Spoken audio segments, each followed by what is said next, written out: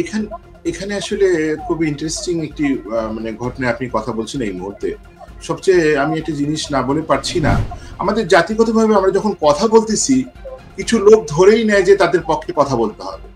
যদি আমরা তাদের বিপক্ষে কথা বলি তারা বেশ মন খারাপ করে। প্রশাসনের বাইরেও আইন শৃঙ্খলা বাহিনী যখন কোনো ক্রাইম ঘটতে যায় তখন তার কারো কোনো অনুমতির প্রয়োজন পড়ে। কেউ যদি বলে যে জাতীয় স্মৃতিসৌধটা আমরা আজকে ভেঙে ফেলবো, চলো সেখানে যাই, তো সরকারের উপদেষ্টারা যদি আইন শৃঙ্খলা রক্ষাকারী বাহিনীর সদস্যদেরকে নির্দেশনা না দেন, কারণ নির্দেশনা দিলে সেখানে একটা গৃহযুদ্ধের মতো দাঙ্গা তৈরি হবে, অনেক হতাহত হবে, তাহলে ওনারা শহীদ মিনারও ভেঙে ফেলবেন, ওনারা জাতীয় স্মৃতিসৌধও ভেঙে ফেলবেন। এখন কি পুলিশ কি ওয়েট করবে যে মন্ত্রীর কাছে শুনে নেবে যে ওখানে খুন হচ্ছে আমি আটকাবো কিনা?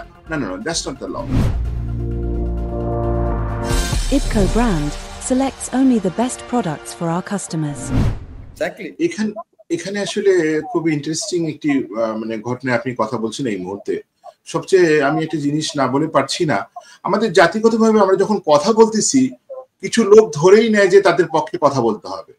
যদি আমরা তাদের বিপক্ষে কথা বলি তারা বেশ মন খারাপ করে। মধ্যে যেটা গ্রাউন্ড থাকতে পারে কেউ এটা মানতে রাজি না।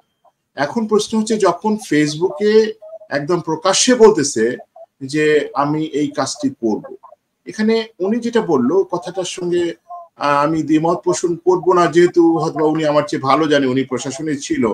কিন্তু আমার জানা মতে প্রশাসনের বাইরেও আইন শৃঙ্খলা বাহিনী যখন কোনো ক্রাইম ঘটতে যায় তখন তার কারো কোনো অনুমতির প্রয়োজন পড়ে।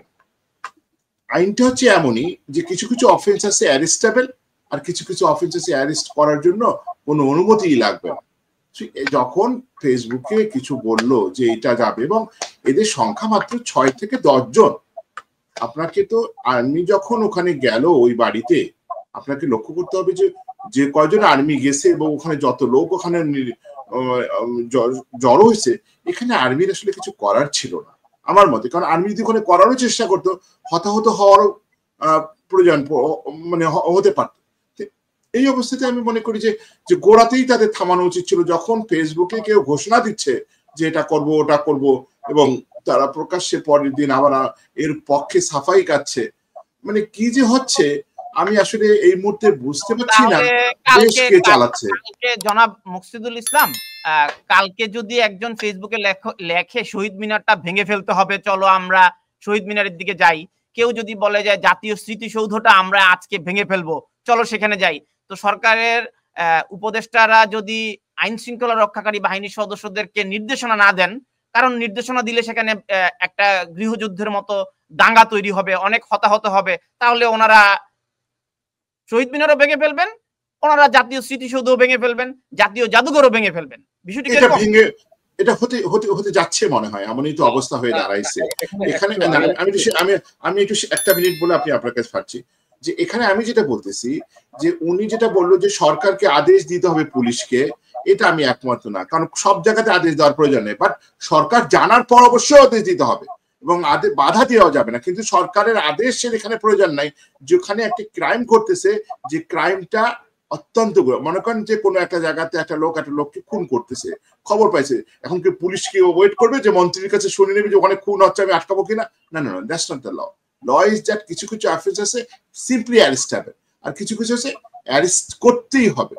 সুতরাং আমার মনে হয় না যে সরকারের প্রয়োজন ছিল। But at the same time আবার উনি যেটা বলতেছে যে ওখানে আর্মিরা গিয়ে ফিরে গেলই বা কেন, ফিরে আসার কোনো তাদের ম্যাজিস্ট্রেসি পাওয়ারে নিল কেন? এখন প্রশ্ন হচ্ছে যে এই সরকার তো আর্মি দ্বারা নিয়ন্ত্রিত, এবং আর্মি নিজেই স্বীকার করছে যে আমাদের কাছে ওরা এতদিন সময় এসে আমরা প্রোটেক্ট করবো। এবং আর্মির এই জায়গাতে আমি মনে করি তারা একটা গুরুত্বপূর্ণ দায়, মানে যে একটা পরিস্থিতি সৃষ্টি হয়েছে সেই উদ্ভূত পরিস্থিতিতে আর্মিরও অনেক সময় অনেক কিছু করে ফেলতেছে যেগুলোর পক্ষে এবং বিপক্ষে অনেক যুক্তি আছে। আমি মনে করছি না যে সবগুলোই আমি তাদের বিপক্ষে যেতে পারি, সবগুলোই আমি তাদের পক্ষে যেতে পারি। তবে এটা সত্য বর্তমানে ইলেকশনটা হওয়ার জন্য আমার মনে হয় যে মেইন জায়গাতে আমাদের যেতে হবে। We need rule of law, we need rule of law, we need rule of law. Until or unless we have rule of law, ততক্ষণ পর্যন্ত আর্মিরা আমাদেরকে পেটাবে, আর্মিরা আমাদের সম্পদ বেশি করে খাবে, আর্মিরা আমাদের সবকিছু কন্ট্রাক্টটা নিয়ে নেবে, আর্মিরা সব 1 লাখ আর্মি কোটি কোটি টাকা সম্পদ গ্রহণ করবে, আর্মিরা কোটি কোটি টাকা সংগ্রহ করে অন্য জায়গায় চলে যাবে, রাস্তার টেন্ডারি করবে, যতক্ষণ পর্যন্ত সে রুল অফ ল আসবে।